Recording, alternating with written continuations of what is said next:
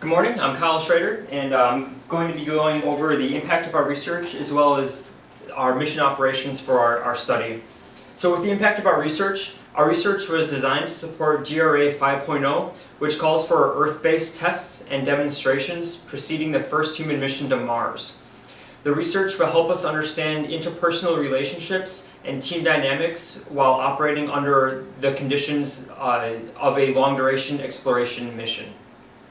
Specifically, we are looking at factors that affect team performance and productivity in order to mitigate deteriorations in team performance during real-world missions. Furthermore, our research will assess how effectively crews can adapt to emergency situations throughout a mission. A specific trait that we are assessing is the team's ability to overcome and handle an emergency situation in the absence of team leadership. Another impact of our research will be to evaluate the use of facial recognition software and hardware during a long-duration mission. Utilization of such software may be a key component for monitoring the psychological well-being of crew members as they progress through a mission. If successful, facial recognition will be recommended for real-world missions. Moving into our mission operations, the DRA 5.0 calls for a crew size of 6 people for a Mars mission, with studies being conducted to test the crew skill mix, performance, and productivity. The crew for our survey will consist of a mission commander with 1,000 hours of flying experience, a propulsion engineer experienced with both nuclear and chemical propulsion, a professor with a background in astrobiology and also geology, a physician to provide for the well-being and medical needs of the team during the mission, and then also a robotics specialist and an electrical engineer that will be utilized to repair and maintain the equipment during the mission. Moving into our timeline, this slide is a little bit hard to read here on the video that I'm making for you guys, but basically what this timeline is depicting are 3 phases of our study. There's going to be a pre-mission phase, the mission itself, and then the post-mission phase.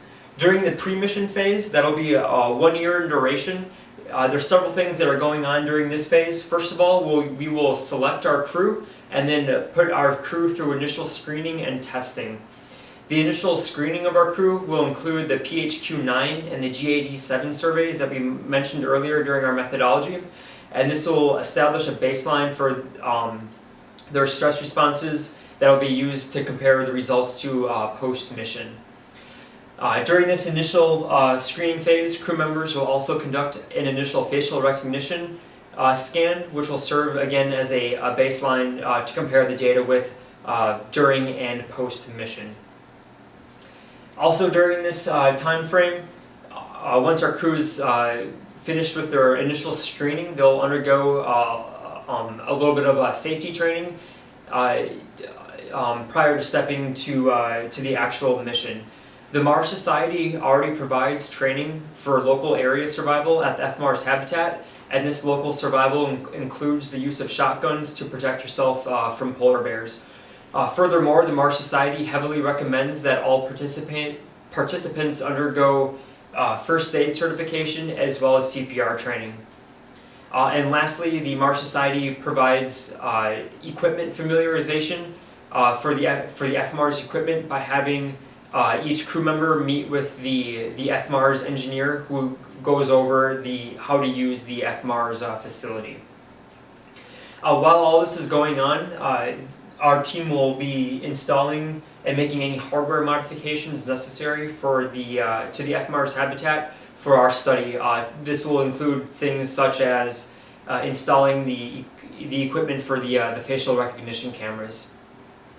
Moving into the mission itself, our mission is a 1-year study, which will be broken down into 3 phases. The first phase will be the first 3 months of the mission, and this will be where the team is exposed to day-to-day tasks and projects where we will evaluate how they build their team cohesion. Months 4 to month 7 will be phase 2 of our mission, And this is where we introduce non-routine tasks and other stressor events as we discussed earlier in our methodology.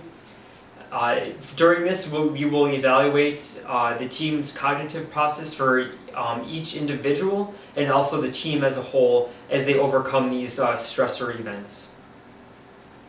Phase 3 of our mission will be from month 7 until the end of the mission. During the 7th month of the mission is where we expect our crew to be set in their ways and to become very complacent. This is the time in which we will remove the mission commander for the rest of the mission, and we'll subject the team to an emergency situation. During this phase, we will be assessing the team's ability to overcome the emergency situation in absence of their team leadership. This will require the team to redistribute the group's responsibilities of each member, since they will no longer have a team leader. The post-mission phase of our mission is where we will have our crew undergo 2 months of psychological screening, and during these 2 months, the team will undergo psychological screening with the data from the post-mission being measured up against the pre-mission baseline results. And what we're looking for there is just any deviation from that initial baseline reading. Additionally, during the post-mission phase, we will be reviewing the journals and the diary logs that the crew noted during the mission. Moving on to safety and contingency operations for our survey, we have several measures in place to increase safety throughout our mission. If an emergency arises, there will be a kill switch, which will immediately terminate the simulated communication delay between the team and the mission support group. Furthermore, if the situation starts to get really out of hand, and there will be a satellite phone on site, which the crew members can use for immediate contact with people outside of the FMARS habitat. And if needed, they can call for immediate extraction as a last resort if the situation were to get really out of hand and we'd have to evacuate the facility. Furthermore, other safety training that will occur, I mentioned it a little bit earlier, is wildlife and survival training that's already handled by the Mars Society that they conduct prior to any crew arriving at their facility. And that training just encompasses what to do if you encounter local wildlife. The biggest threat is the polar bears, and the Mars Society during this training trains the team on how to use shotguns in self-defense against the polar bears. That concludes what I had to talk about here for our presentation. I'm going to bounce it back to you guys at UND to keep moving on.